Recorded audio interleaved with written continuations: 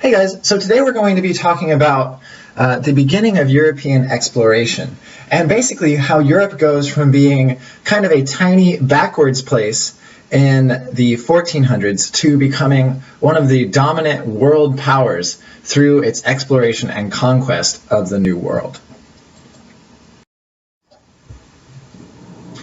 So before we can talk about the voyages of exploration, we need to talk about what Europe was like on the eve of this great boom in exploration. And the first thing we need to understand is that Europe was just emerging from the medieval period. And the medieval period, even though it's famous for its knights in shining armor and its awesome castles and stuff like that, was actually a period of fragmentation and of relative poverty for Europe compared to other great civilizations like China and India. But as the medieval period comes to an end, we begin to see the rise of certain stable and powerful nation states, especially in Western Europe, in places like Spain and France and England. And so what this means is that these nation states, since they have achieved some power and some stability, can begin to look outward again. They can look out at the broader world rather than worrying about what's going on right around them. Another important thing is that trade with Asia had been increasing for a long time, and Asia could make all sorts of awesome things that Europeans wanted but could not make themselves. And the most important thing for this, in this instance, was spices. And so in India and China, and also down in Indonesia, there were spices that were really important for the Europeans, but that they couldn't grow themselves. And these spices were important mostly for preserving food, because people didn't have refrigerators back then. But the spices were super expensive because they would pass through dozens of middlemen from China and India into Europe. They would go through all these different Middle Eastern cities where each time one person would trade them for another and the price would go up. And then they would be shipped across the Mediterranean into Italy, and then the price would go up again. And from Italy, they would be shipped up into Western Europe. And by that time, the price of spice was extremely high. What this meant is that anybody over in Western Europe who could figure out another way to get their hands on these spices could make a ton of money. Portugal, a little tiny country at the very tip of Western Europe, the farthest away from all the spices and other awesome stuff in the East, are the first people that establish a trade route with the East. And they do it gradually. It all gets started with one of their kings, Henry the Navigator, who decides to invest heavily in exploring south down the coast of Africa. And this is made possible by a couple new technologies that have just emerged.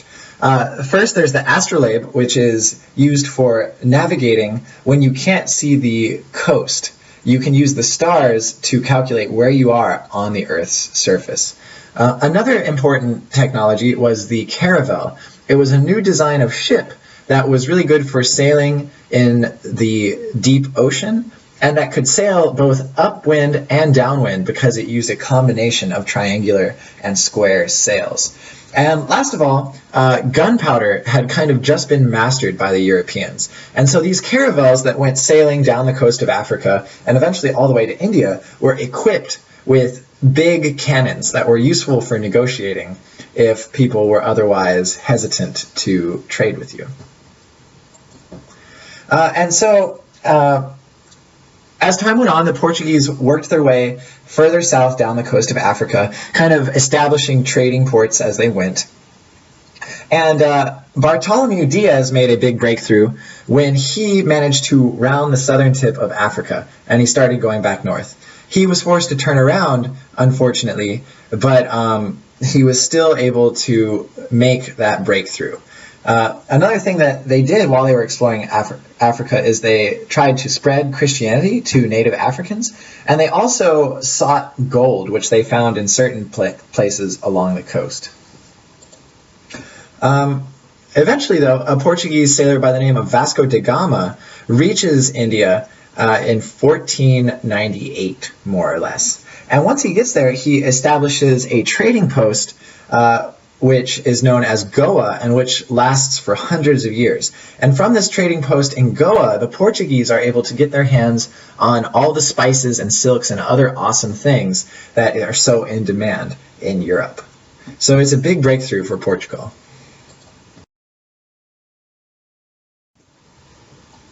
But so the Portuguese were not the only people who were trying to get in on the spice trade. In fact, the Spanish were not far behind them. And so Spain had just recently emerged as a unified country when two monarchs married and combined their kingdom. So Isabella and Ferdinand of Spain had united and formed a pretty powerful nation state. And they hire this guy who nobody's ever heard of named Christopher Columbus. And he has this crazy idea. Since the Portuguese have already kind of claimed the route down Africa and have already set up trading posts and forts and stuff, Christopher Columbus proposes that he can sail around the world and get to China and India that way. And everybody knew the earth was round. Some people think that people thought the earth was flat back then, but all educated people knew the earth was round, and so this was a pretty sound idea. And so anyway, Ferdinand and Isabella give Christopher Columbus the okay, and he sets out, and before long, of course, he bumps into the Americas. In fact, he hits an island in the Caribbean, which is today Haiti and the Dominican Republic. But so Christopher Columbus brings back tales of a whole new continent, inhabited by these people that he names Indians because he was trying to get to India after all. You all know this. But so before long, Spain starts sending out other explorers to the New World. And one of the most notable is this guy named Balboa. And Balboa travels from the Caribbean islands down into the mainland. And he establishes a colony in Panama and also crosses Panama to discover the Pacific. So he sees the ocean on the other side of the Americas. And while the Spanish are there in Panama, they begin to hear rumors of incredibly rich empires, both to the north and south in the Americas. This is, of course, the Aztecs to the north in Mexico and the Inca to the south in Peru. And so naturally, upon hearing rumors of rich and powerful and non-Christian empires, both to the north and the south, the Spanish set out to conquer them. And this is, after all, what Spain has been doing for a long time, because they've been fighting wars with African Muslims for hundreds of years. And so they actually succeed in conquering both Central and South America in about 50 years, which is really an incredible and also terrible feat. But how do they do this? Well, first of all, the conquistadors, a lot of them had military experience fighting in Spain, and they brought their military expertise over into the New World. And they were equipped with a lot of stuff that gave them huge advantages over the Native American population. The first and most obvious is that they had guns. And these guns weren't great, but they made a loud noise, and if you fired a whole bunch of them in the same direction, they could do a lot of damage. Of course, it took like a minute and a half to reload them, but whatever. If you fired them, it was scary. People tended to run away. Second, the conquistadors they carried with them terrible diseases that the Indians had no immunity to because they had never encountered them before.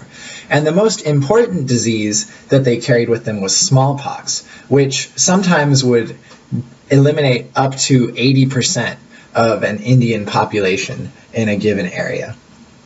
And last of all, the conquistadors were equipped with steel.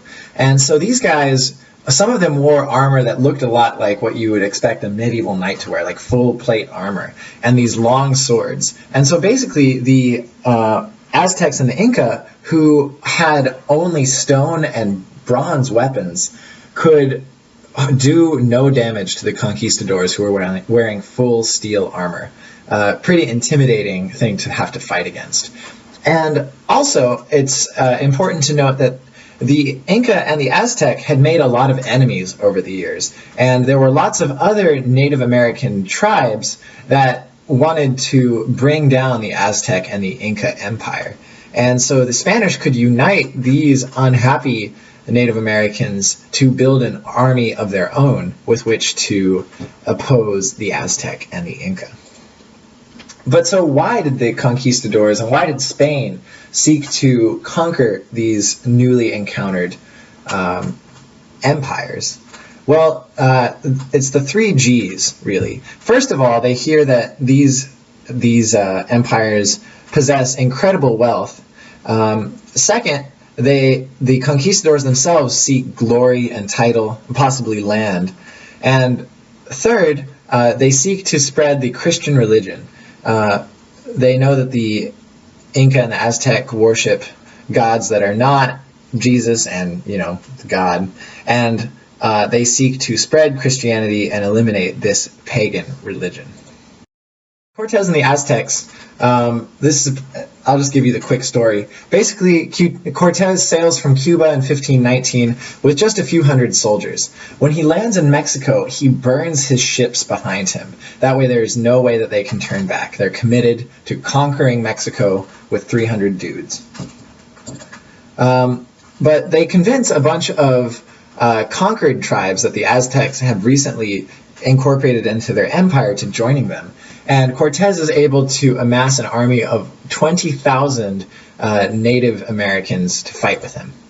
But when Montezuma sees Cortes coming, he offers him a friendly reception. This is partially due to the fact that Montezuma believed that Cortes was a god named Quetzalcoatl, who had come from the east to fulfill an ancient prophecy.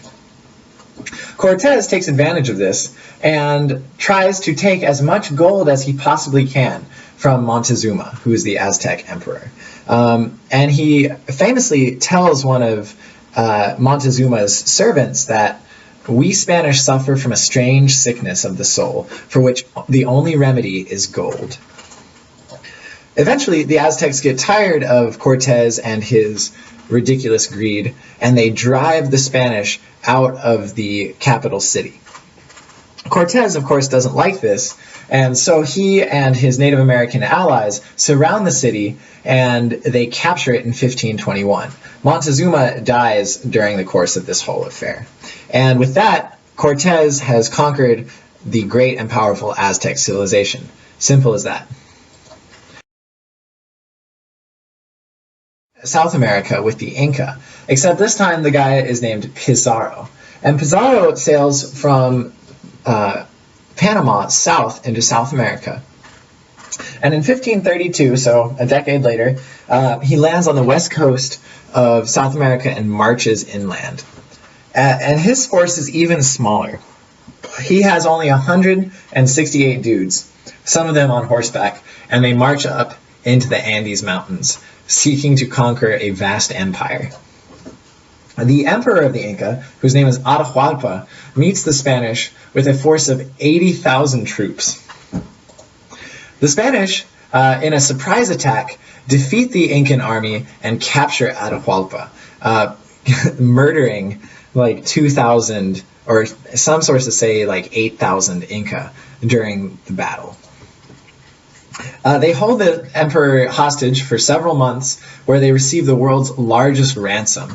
It's a room 27 feet by 20 feet by like 8 feet high that the Inca have to fill several times with silver and once with gold. After they receive this incredible ransom, they kill the emperor anyway, and then gather reinforcements to go on to conquer the Incan capital city of Cuzco. And boom, just like that, Pizarro is now governor of the Incan Empire, and he claims it for Spain. Incredible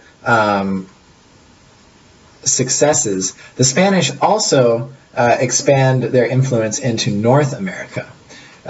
North from Mexico, several Spanish explorers travel north, mostly to spread Christianity, because in the north of Mexico it's mostly just desert and there's not really anything you could want up there. But there are people living there, and they, remember, are motivated to spread Christianity to the Native Americans. The city of Santa Fe is founded in this way.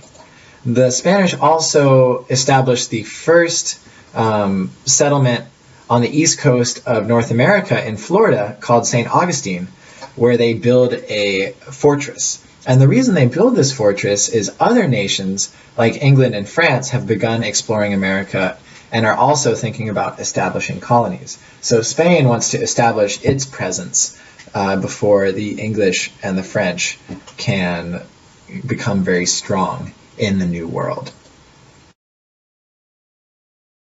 What Spain's New World Empire looks like when it's all said and done. It stretches all the way from the deserts of New Mexico down through Mexico, through Colombia, and down the Andes Mountains. It's a vast empire comparable to the empires established by Genghis Khan and the Romans and stuff like that. It's enormous, and it's established in less than 100 years. So some legacies of the Spanish Empire. First, the Spanish and the Native American population actually intermarry. The Spanish basically only sent over men, and so the men who came to conquer the Spanish, or the New World, took on Indian wives and created a mestizo race, which makes up the primary population of Central and South America to this day. They established an economic system in which the Native Americans were forced to do all of the hard work, and the Europeans basically got all the good jobs and stuff like that. Pretty typical. The work conditions were really brutal, and a lot of the Native American population died out, both from the bad working conditions and also from the diseases, which continued to spread and decimate the Native American population. Catholicism was spread basically everywhere the Spanish ruled. They set up missions and converted as many Native Americans as they possibly could. This whole process, however, was extremely expensive, and Spain had to continually send money and supplies over to the New World to keep it all going. And if the Spanish had not discovered gold and silver in the New World, they would have not been able to do it. Fortunately, the Spanish discovered incredible reserves of silver, and the most famous place where they found silver was a mountain down in Peru, or actually Bolivia, where they said that the mountain appeared to be made of silver itself. This mountain is called Potosi, and just the mines in this mountain alone supplied a significant amount of the silver that existed in the world at that time. So the Spanish were able to pay for this huge empire by mining tons of silver and gold from all across Central and South America. What was very important for world history was the contact between North America and Europe kicked off this thing called the Columbian Exchange. And this is where different crops and other commodities traveled between Europe and North America. So before 1492, if you lived in Europe, you could not get tomatoes, potatoes, corn, peppers, avocados, turkeys, or pumpkins, because these existed only in North America. Likewise, in North America, you could not find bananas, cows, horses, pigs, or all sorts of other things. But you also couldn't find diseases like smallpox, the flu, typhus, and stuff like that. And so this exchange of goods actually turns out to be extremely profitable for Europe, because remember, the Europeans had been seeking new products to sell in Europe. And although they don't find the spices they were looking for in India, they do find all sorts of other amazing products like the potato and corn that are really good for the European economy in the long run.